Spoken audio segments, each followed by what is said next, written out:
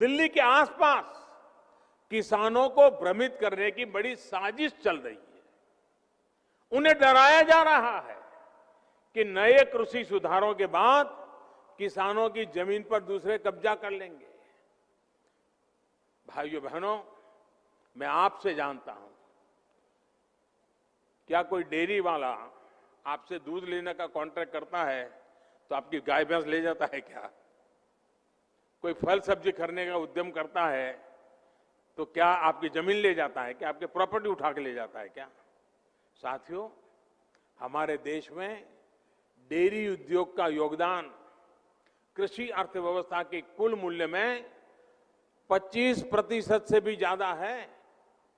ये योगदान करीब करीब 8 लाख करोड़ रुपए होता है।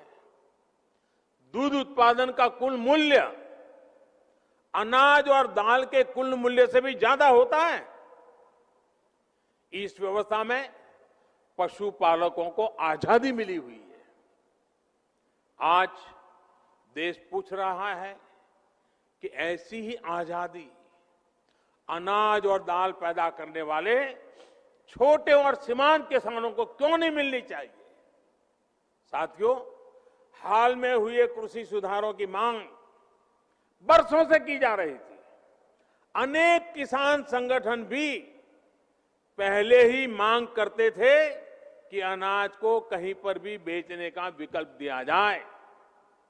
आज जो लोग विपक्ष में बैठकर किसानों को भ्रमित कर रहे हैं, वो भी अपनी सरकार के समय इन कृषि सुधारों के समर्थन में थे, लेकिन अपनी सरकार के रहते वो निर्णय नहीं ले पाए, किसानों को झूठे दिलासे देते रहे।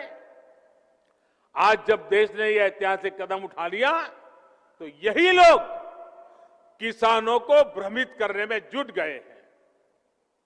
मैं अपने किसान भाई बहनों से फिर एक बार कह रहा हूं, बार बार दोहराता हूं कि उनकी हर शंका के समाधान के लिए सरकार 24 घंटे तैयार है।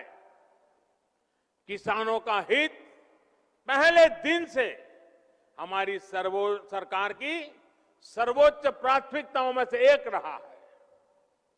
खेती पर किसानों का खर्च कम हो, उन्हें नए नए विकल्प मिले, उनकी आय बढ़े, किसानों की मुश्किलें कम हो, इसके लिए हमने निरंतर काम किया है।